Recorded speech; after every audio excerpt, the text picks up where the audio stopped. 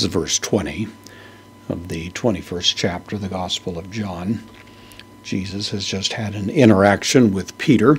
He has given him commands now to follow me, having expressed to him the fact that from this point on, Peter is going to be, in a sense, he's going to have a life not his own. He's going to be under the authority of Christ, and that may from time to time involve him in things that he would prefer not to do on his own volition.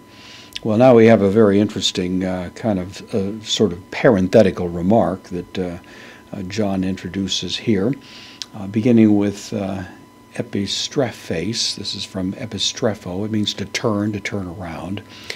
This is an aorist passive participle, so we're going to say having turned. It's masculine singular in the nominative because it's associated with the subject of this sentence, who is ho Petros. So Peter having turned, and then blepe, third person singular, present active indicative of blepo, I see. So Peter having turned sees ton mathetein.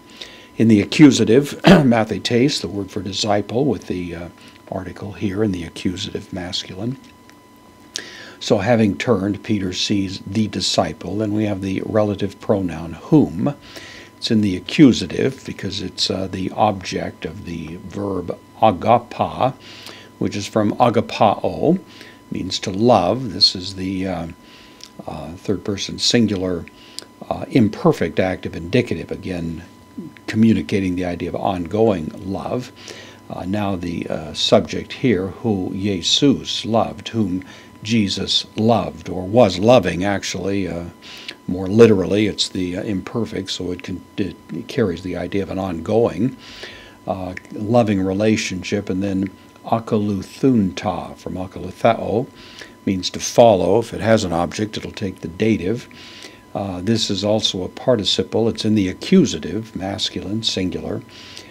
So he saw the disciple whom Jesus loved following. It's in the accusative because it's actually associated with the accusative relative pronoun here.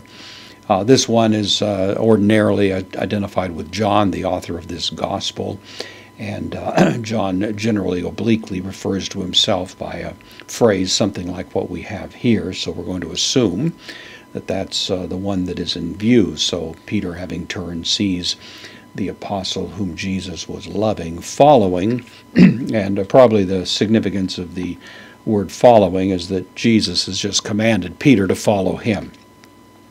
And now Peter turns around and notices this other disciple who is in fact sort of obeying the same command here. Hos, this is a relative pronoun, and this is now in the nominative because it becomes the subject of the ensuing phrase. So kai whom, or who, anapesen, from anapipto. It means to lean. It's literally anapipto. Pipto means to fall. The ana means to fall up. And so it's kind of a idiomatic way of saying to lean on something, to fall up on it, like leaning on a fence, I suppose, or something like this. Who was leaning, then in, can mean during, as it does here. During, to, takes the dative, to dapto, or dapno. The word for supper, the word refers to a major meal of the day. Dapnon, it's a neuter noun, so leaning during the supper. And then epi, preposition, takes actually takes more than one case, but here it's the accusative. Upon to, stathos. The breast is the idea, the chest, the notion there, a very intimate kind of description of that relationship that took place back at this Last Supper, of course, which had been some time earlier before the crucifixion. So who was leaning during the supper on the breast, autou, that is of Jesus, is the genitive, the possessive pronoun, genitive singular masculine.